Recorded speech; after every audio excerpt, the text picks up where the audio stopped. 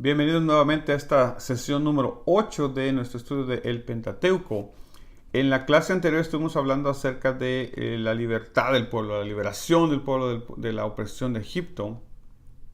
Y en esta ocasión vamos a estar hablando del capítulo siguiente, ¿no? Dios hace una obra maravillosa en el pueblo de Israel al librarlos de la opresión de Egipto. Pero ahora Dios va a hacer algo que es muy importante, ¿no? Y vale la pena recordarlo. Los capítulos 19 y 20, y los demás también, pero especialmente en esto nos queremos concentrar el día de hoy. Los capítulos 19 y 20 dice que llegaron al lugar del Sinaí, a la península del Sinaí, ¿no? A ese lugar donde Dios va a hacer un pacto con ellos. Entonces, hay varias cosas que son muy importantes en este segmento, ¿no? Uno, lo primero que Dios hace es recordarles que Él fue el que los libró de la opresión. Él fue el que los sacó de la opresión y los trajo hasta este lugar para que sean su pueblo. Ahora van a hacer un pacto.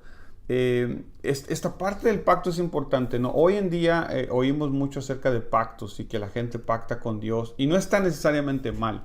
El problema a veces es de que los pactos que el ser humano hace con Dios son distintos a los que hace a los que pasa en la Biblia, porque en la Biblia hay muchas veces que el pueblo reitera el pacto. En otras palabras, el pacto que ya Dios hizo con nosotros lo vamos a reiterar otra vez, lo vamos a renovar otra vez, vamos a renovar nuestros votos. Eso es lo que Israel, eso sí hace Israel. Lo que sucede en Éxodo, capítulo 19 y 20, particularmente en el 20, es que Dios hace un pacto con ellos, y esa es la gran diferencia. Otra vez, no estoy necesariamente en contra de personas que hacen pactos con Dios, pero lo que yo veo en el texto es de que es Dios el que hace pacto con la gente, ¿no? Y en este caso Dios llama al pueblo y les dice en el versículo 1 y 2 del 20, ¿no? Dios habló todas estas palabras diciendo: yo soy Jehová tu Dios, que te saqué de la tierra de Egipto, de la casa de servidumbre. En otras palabras, yo te saqué de allá, por tanto tenemos que establecer un compromiso. Ahora, yo quiero que note esto. Usualmente los famosos 10 mandamientos han sido tomados como esta imposición de Dios sobre el pueblo. Como que, bueno, yo te saqué de Egipto, entonces ahora tú tienes que hacer esto. Pero bíblicamente hablando, el pacto funciona sí de esa manera, pero también la idea de Dios, especialmente en estos 10 famosos mandamientos o las 10 instrucciones, las 10 palabras, ¿no? El decálogo, ¿no? Como comúnmente se conoce también. Tiene más que ver, esta es una opinión personal, con esta visión que Dios tiene para el pueblo. Es una buena visión. Dios tiene una visión de bendición para el pueblo, y esta es la manera como Dios va a llevar a cabo esta visión. Note varias cosas.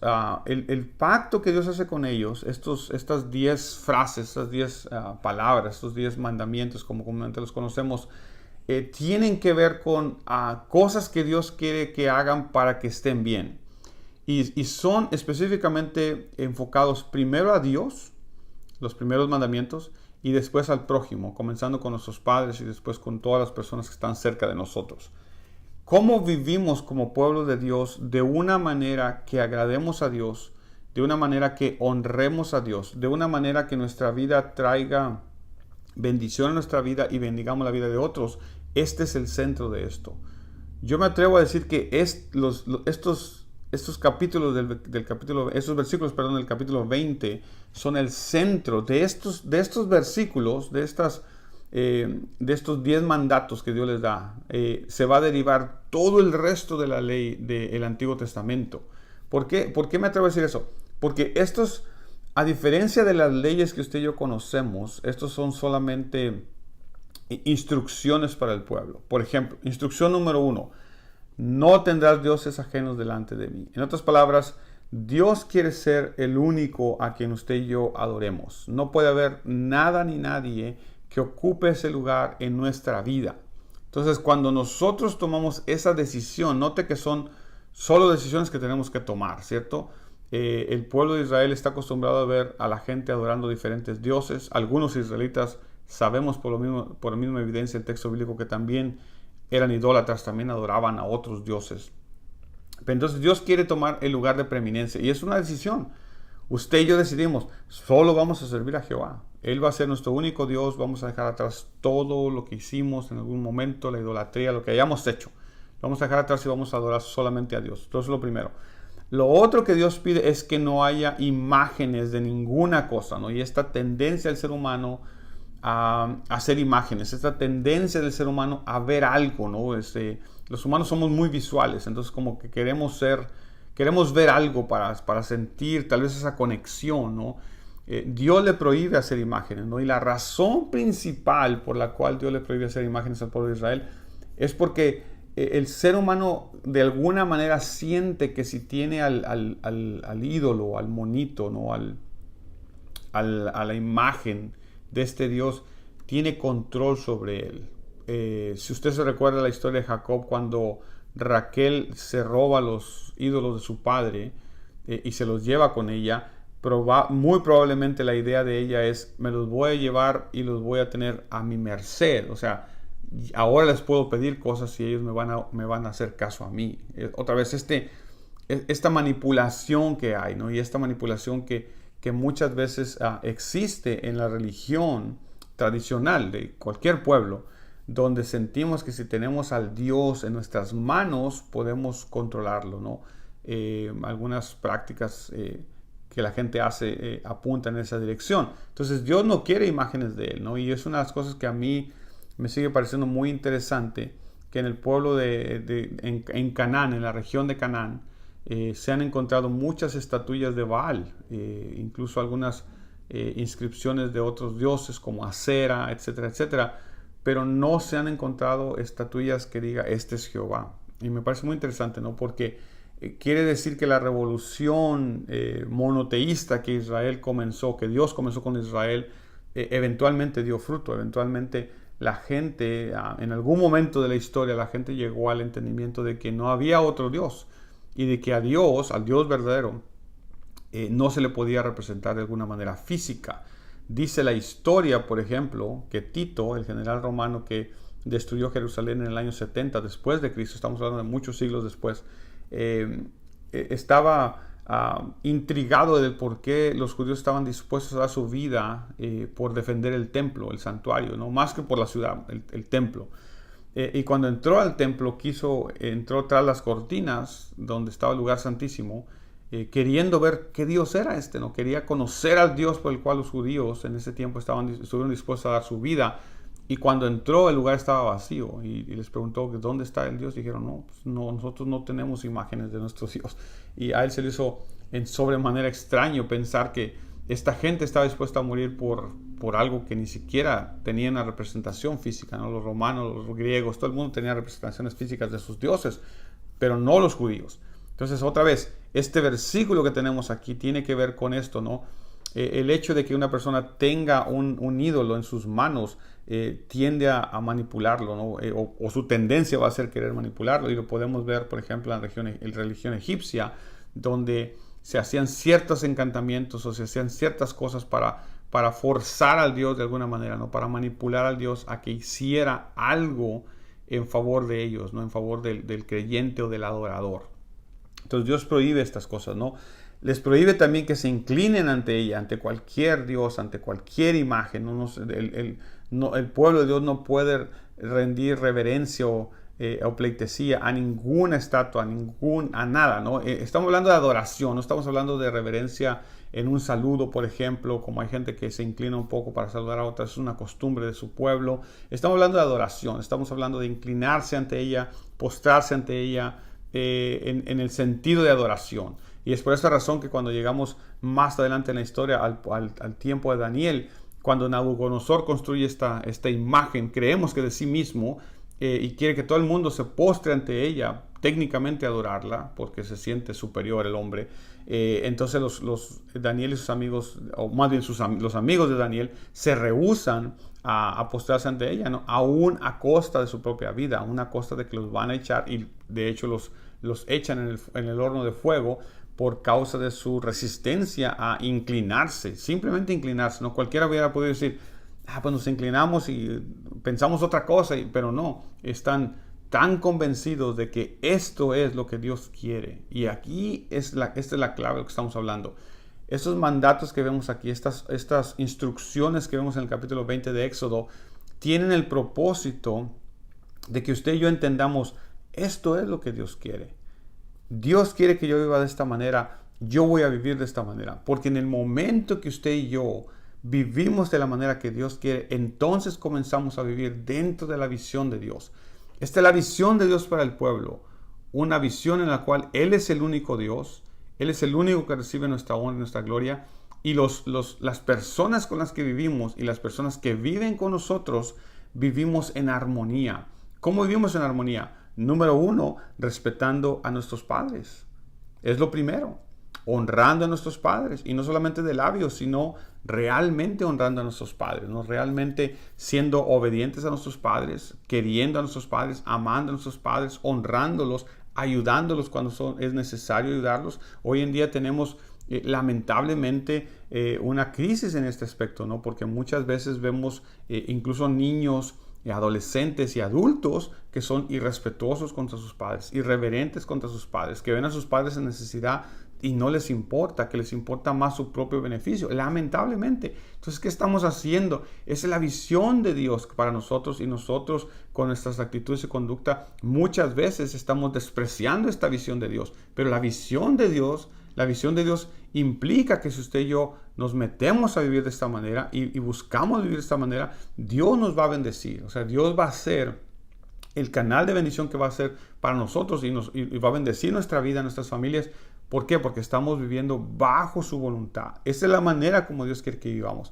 ¿De qué otra manera quiere que vivamos? No solamente que seamos, honremos a nuestros padres, como estamos diciendo, sino también que seamos leales a nuestros prójimos, que vivamos de una manera que muestre esa armonía, que no pretendamos, que no intentemos no atentemos contra sus vidas, no atentemos contra sus cosas, sus pertenencias, sea su mujer, dice el texto, o su esposo, si en caso de las hermanas, o sus pertenencias. No podemos estar codiciando lo que el otro tiene. ¿Por qué? Porque eventualmente esa codicia nos va a llevar a cambiar nuestra actitud, incluso nuestras acciones con nuestros prójimos o nuestros vecinos, nuestros hermanos, incluso en la iglesia. Entonces, esto es lo que Dios quiere para nosotros. Esta es la visión que Dios quiere. Y de estos versículos, como dije, se va a desprender este sinfín de leyes en el Antiguo Testamento que tiene que ver con el buen vivir. Las leyes que siguen después de este pasaje tienen que ver cómo vamos a vivir, por ejemplo, leyes en cuanto a la tierra. Si tienes tu tierra, si tienes tu terreno y tu terreno mide 20 por 20, no muevas los linderos. O sea, no muevas el cordel y añadas un poco de la tierra a tu vecino, porque es injusto. Tenemos que vivir de una manera justa. Y cuando hablamos, y hablaremos más adelante acerca de la santidad en el Antiguo Testamento tiene que ver no solamente con cómo nos sentimos nosotros o en un aspecto solamente meramente moral, sino también tiene que ver con las cosas que hacemos para otras personas, incluyendo amar a nuestros prójimos, amar y respetar a nuestros padres, etcétera, etcétera. Entonces, ese es el punto crucial de este tema. Dios hace un pacto con Israel.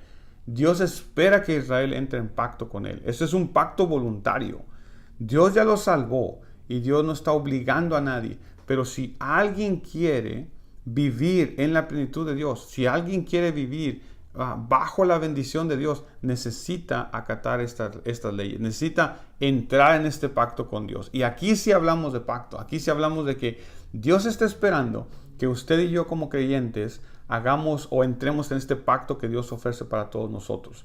Yo entiendo que en el Nuevo Testamento uno puede hablar del pacto que tenemos, que ahora somos hijos de Dios, que aceptamos a Cristo, pero las leyes del Antiguo Testamento no terminaron en el Antiguo Testamento. Este pensamiento erróneo de que pues el Antiguo Testamento ya pasó de moda, ya es obsoleto, ahora lo del Nuevo. Pero el Nuevo contiene básicamente las mismas cosas. En el Nuevo Testamento también habla de honrar a nuestros padres, de amar a nuestro prójimo como a nosotros mismos. En otras palabras, la misma visión que tenemos en Éxodo capítulo 20 de Dios, nuestros padres, nuestro prójimo, es lo mismo que aparece en el Nuevo Testamento cuando Cristo dice que hay dos mandamientos, el primero y el segundo, que es semejante. El primero, amar a Dios con todo nuestro ser, y el segundo, amar a nuestro prójimo como a nosotros mismos. Ahí está, otra vez.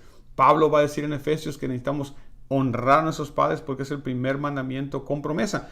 Si Pablo pensara que el Antiguo Testamento ya no tiene nada que ver con el Nuevo, entonces no diría esas cosas. Pero Pablo sabe y entiende que este es el pacto de Dios. Esta es la manera como Dios quiere que usted y yo vivamos. Esta es la manera como Dios está esperando que usted y yo hagamos las cosas. El otro aspecto que es importante en este pasaje, y es algo que algunas veces tal vez no lo tomamos tan en serio, diría yo. En el capítulo 20, en el versículo 18 en adelante, se muestra algo que es interesante, ¿no? Se muestra que el pueblo está atemorizado. Está atemorizado porque la presentación que Dios hace en el Sinaí tuvo que haber sido espectacular en el sentido de el poderío que Dios despliega en su presentación en el Sinaí. Arriba en la montaña hay truenos, hay relámpagos, hay, no sé, el pueblo cae en terror literalmente, ¿no? Dice que el pueblo estaba observando el estruendo de los relámpagos, el sonido de la bocina, el monte que humeaba, y viéndolo el pueblo temblaron y se pusieron de lejos. En otras palabras, se alejaron rápidamente de ese lugar. Ahora, ¿por qué? La pregunta que surge es ¿por qué Dios hace algo como esto? ¿Por qué Dios despliega este poderío ante el pueblo de Israel? Y el texto nos habla acerca de que tuvieron miedo. Moisés les dice que no teman, mire el verso 20, porque para probaros vino Dios y para que su temor esté delante de vosotros. Ahora, note, primero les dice que no teman, pero después les dice que la razón por la cual Dios hace este despliegue de poderío tiene que ver con que Dios espera y quiere que el temor de Él esté delante de ellos. En otras palabras, no que vaya delante de ellos, sino que esté delante de ellos. ¿Qué quiere decir esta frase? Quiere decir que el pueblo de Israel tiene que entender que Dios es Jehová y que Dios tiene este poderío impresionante e inmenso. Nosotros muchas veces hemos minimizado esta presentación de Dios diciendo: no, a Dios no lo tienes que tener miedo. No, significa reverencia, no significa temor. Pero el texto sigue insistiendo que necesitamos tener temor de Dios. Entonces yo lo que creo es que a veces nosotros como iglesia hemos cambiado un poco lo que Dios está tratando de hacer en este pasaje. Dios literalmente está tratando de hacerle entender a Israel que Dios es digno de tenerle temor. Y por esa razón hace este despliegue importante, porque el temor va a ser algo que va a guiar al pueblo de Israel. Entiendo el aspecto de reverencia y estoy de acuerdo que hay que reverenciar a Dios y respetar a Dios. Pero también necesitamos entender que nuestro Dios merece respeto, merece honra y merece nuestro sometimiento a su voluntad. De tal manera que si Dios dice que no hagamos ciertas cosas, necesitamos tener temor de Dios. Hoy en día esa frase incluso se está casi perdiendo. En el pasado era más común escuchar a personas que decían: tengo temor de Dios. Hoy en día no. Hoy en día a Dios muchas veces lo minimizamos y lo representamos como este Dios bonachón, buena onda, mi cuate, etcétera, etcétera. Que en cierta manera no representa muy bien lo que este pasaje en particular está diciendo. ¿Qué quiere decir este pasaje entonces? Quiere decir que Dios espera que usted y yo tengamos temor de Dios. Temor de Dios en las cosas que hacemos. Temor de Dios en las cosas que decimos. Temor de Dios cuando se presenta la oportunidad de desquitarnos, por ejemplo, de hacerle un mal a alguien porque esa persona nos hizo un mal a nosotros. Pero el temor de Dios nos va a llevar a decir: no, yo no voy a hacer eso porque a Dios no le agrada. Porque va en contra de lo que Dios quiere. Va en contra de lo que Dios espera de mí. Y como tengo temor de Dios, voy a vivir una vida que le agrade y honre a Dios. No importa si nadie me ve, yo tengo temor de Dios. Es por esa razón que Moisés es tan claro cuando les dice: Dios hizo esto para que el temor de Él esté delante de ustedes todo el tiempo, continuamente.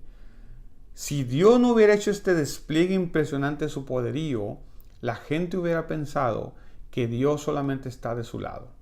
Mire el punto clave, y con esto quiero terminar esta sesión.